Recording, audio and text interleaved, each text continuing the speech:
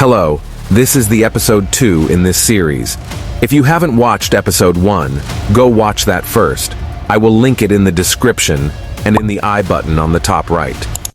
Right now, Chukbok is outside. She comes across a dead monster, but passes as if it's nothing special. Why is she outside alone? To know this, let's go back in time a little.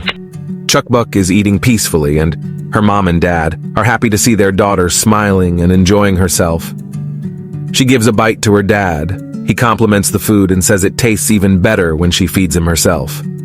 She then proceeds to give a bite to her mom, but her dad stops her and says, her mom is full right now, and he himself saw her eat. Chukbok asks how did she eat. She never once saw her eat anything. Her mom assured her that she is full and to not worry about her. Chukbok is curious as to what her mom eats. Later, she brings her favorite cookie and offers it to her mom. Her mom, looking at her daughter's excited face, couldn't say no. Just when she stretches her hand to grab the cookie, Chukbok pulled it backwards. Chukbok seems to be in doubt.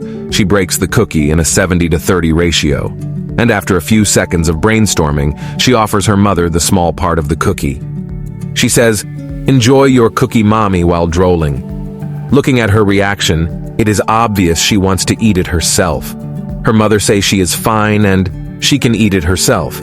Although she doesn't understand what she said, Chukbok saw the opportunity and took it, to take the cookie for herself. Just before she's about to eat it, she comes to her senses and realizes this is not what she wanted. Her dad asks for a bite from the side. Chukbok shoves the whole cookie in her mouth, leaving him dumbfounded. Chukbok decides to try again tomorrow. The next day, she comes to her mom with uncooked noodles while she is sewing. Maybe she would have given it a thought had it been cooked. A few moments later, she brings sugar. While her mom is cleaning, she pesters her mom to eat it. Her mom's patience hits its limit, and she finally yells at her to stop bothering her. She already said numerous times that she doesn't want to eat it. Or is it that she is enjoying bothering her? Chukbok becomes sad and says it isn't like that. She did it because she was worried about her mom, since she never saw her mom eat.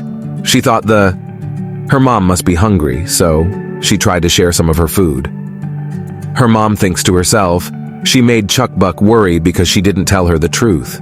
So she decides to tell her that she can only either eat monsters or humans. Just when she is about to tell her the truth, she feels something. When she looked up, Chukbok was having a nosebleed. Her instincts started to take over. At the smell of a young child's body, she started to lose control over her mind and body. To protect her child from herself, she runs outside. Gomdal heard the door slam. He comes to Chukbok and sees she is having nosebleed. He asks her if she is okay, to which she replies she is fine. Outside, the mom attacks a monster, rips it to shreds, and then eats it like a beast. She has conflicting thoughts such as, her daughter smells delicious. It's so hard to resist that sweet smell. On the same time, I don't eat my family. I have to protect my daughter. After she gains back control over her body, she goes back to home, at the bed. She realizes she has to be extra careful around Chukbok from now on. Chukbok is making some sort of plan for tomorrow to give her mom something. Gomdal is going outside. Before leaving, he tells Chukbok to not wake up her mom, as she needs to rest. Chukbok assures Gomdal that he can leave everything to her, and tells him to bring back chocolate with him. After Gomdal leaves, Chukbok has a mischievous smile on her face, as if she was waiting for this moment. That's how Chukbok came outside. After she passed through the dead monster, she came across 2 people, but hid from them. She plays with blood on the walls, making drawings. The blood doesn't even faze her. After she left from there is a silhouette seen on the blood mark. Just what or who is behind this silhouette? She searches through rubble and finds a tattered book, bones, a broken knife. Then, she finally finds 3 candies. Chukbok imagines her parents praising her on finding candies for them. One is for mom, one is for dad, and she decides to give 1 candy to Hira. Who is this Hira she is talking about? Chukbok runs forward, imagining her parents' happy faces. Behind her, the 2 people she came across before appear. One has a mask on, and the other one has long hair, and their intention doesn't seem to be good. The masked man suggests that if she is with her parents, then they can hold her hostage for a hefty ransom. But the woman denied it and says that would be a waste since she will fetch for a high price if they sell her to the cannibal tribe. Since kids like her are a rare sight these days, Chuckbuck turns to a corner. The woman goes ahead to catch her. The masked man says they can have a feast tonight. Behind him, a shadow appears. The woman hears a sound and turns around and finds her companion on the ground, blood rushing from his neck. The woman keeps talking, but the attacker has no interest in listening to her gibberish. She then fools the attacker to think that someone is behind her, so the attacker looks back. The woman takes this chance and attacks. Just when she is about to swing the bat, her neck is chopped off from her body. Chuckbuck is hiding and is scared. She holds her mouth with her hand as to not make any noise and ready with a weapon in the other hand. The white-haired woman finds Chuckbuck. She says Chuckbuck's name, which implies that she knows her. Chuckbuck calls her Hira. It seems she is the woman whom Chuckbuck wanted to share the candies with. Hira asks why is she here. Before Chuckbuck can answer, a monster with many eyes and with just a hand below its head attacks them. Hira cuts the monster with her axe and throws it in the sun. The monster turns into ashes upon coming in contact with sunlight. Hira asks again why is she here and where is her mom. After Chuckbuck explained that, she is roaming outside because she wants to get something to eat for her mother. She got hit on the head by Hira for her stupidity. Chuckbuck repeats Hira's rules. Rule number 1, I must check if there's a monster before going inside a dark place. Number 2, I must carry a flashlight or a weapon. Number 3, I must not go to a place where I hear a noise. Number 4, I must not follow strangers other than Mommy, Daddy, and Hira. Number 5, I must not go outside alone. Chuckbuck, despite knowing the rules, didn't follow them. Hira is angry. It seems these two have been meeting each other for about a year, which implies this might not be Chuckbuck's first time going outside alone. Hira mentions again that it will be very bad if she gets followed by bad people, and tells her not to do it again. But Chuckbuck refuses to accept this, saying she is all grown up now and she knows this area well, so nothing will happen, so she doesn't have to stop her. Hira gives Chuckbuck a death glare. The stupid kid realizes that her muscle macho friend is very angry, and she expects to get hit again, however. Hira tells Chuckbuck to do whatever she wants. Now that she has grown up, she will even take her to a place where only adults go. Chuckbuck is excited to finally have gotten the opportunity to show just how much she has grown. They reach their destination. There is nothing but darkness.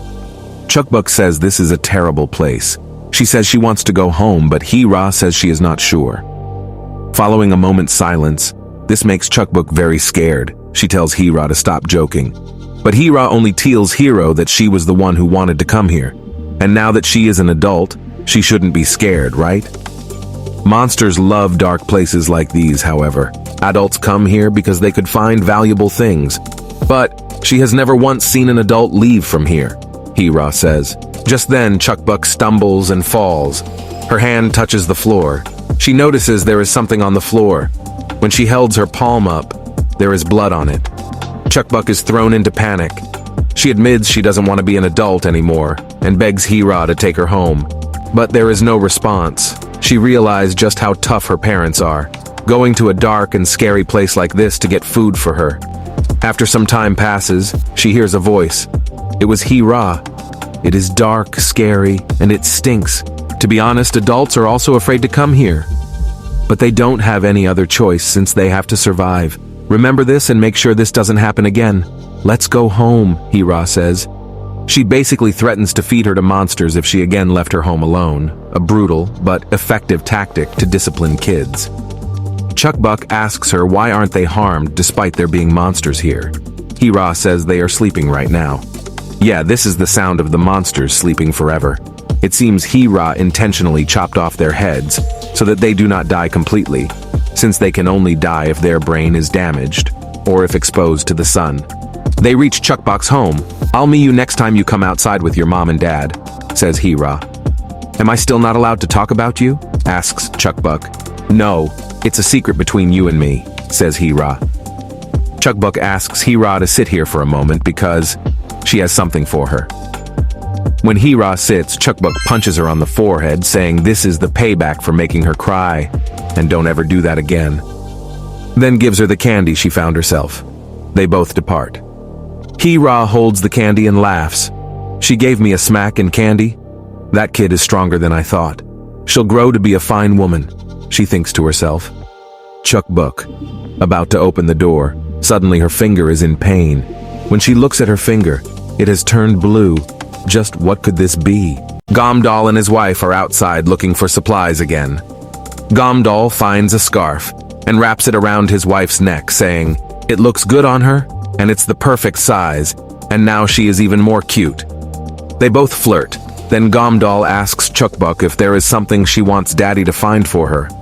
They both come to their senses, realizing Chukbuk isn't near them. They started to look for her. It seems Chukbuk is in search of useful things, and she got separated looking for them. She looks for something useful in the trash. Then at a corner, there is someone injured. The person has long white hair, and sitting, it was Hee-ra. Hee-ra asks her, "Who are you?" and tells her to go away. But Chukbuk saw that she is sick, so she wants to help her. Hee-ra gets mad and tells her to get lost. Chukbuk has no idea what "does get lost" means. Chukbuk grabs her injury and starts to blow at it, trying to make it warm. Hee-ra is about to grab Chukbuk and remove her by force, but when Chukbuk put her hand on her cheeks, the wall she created to protect herself melted. This is how Chukbuk and Hee-ra first met a year ago, when Chukbuk was 6 years old. Back to the present. Gomdal and his wife are outside looking for supplies in the pharmacy stores, but they can't find anything. This is the last pharmacy in the area, and there is nothing there.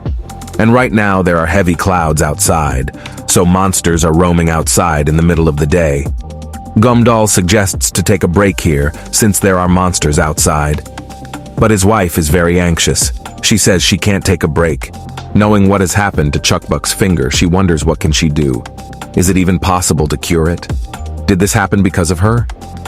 Gomdal then says, "Let's stop this. We searched hospitals and all the pharmacies, but there is nothing left, not only medicine but also food. This place is starting to run out of resources." Gomdal then suggests to go to Hope Village. He heard that there's even a doctor there. Her wife is a little happy to hear this. However, in order to get inside the village, they need some sort of entrance fees. And the fees has to be useful and worthy. The problem is, where can they find something like that? His wife then suggests that they go to the dungeon village. Are you out of your mind? That place is literally a monster's nest. Even if you are strong, it will be too much for you, says Gomdal. It's all right. Those monsters are nothing to me. If I go alone, it will be fine. Since the monsters attacked that place, the supplies must be intact. And I've been there so I know the route, says his wife. But I must avoid running into the master of the dungeon. Gomdal agrees with her and says, since it is out of his control, he will stay at home with Chukbuk. Gomdal opens his bag to look for something his wife might need in the dungeon. Upon opening the bag, they find Chukbuk sleeping inside. Both rub their eyes, then look again, but still see the same. She really was there. It wasn't a hallucination. See the bloody battle of the dungeon village in the next episode. Subscribe so you know when the next episode comes out.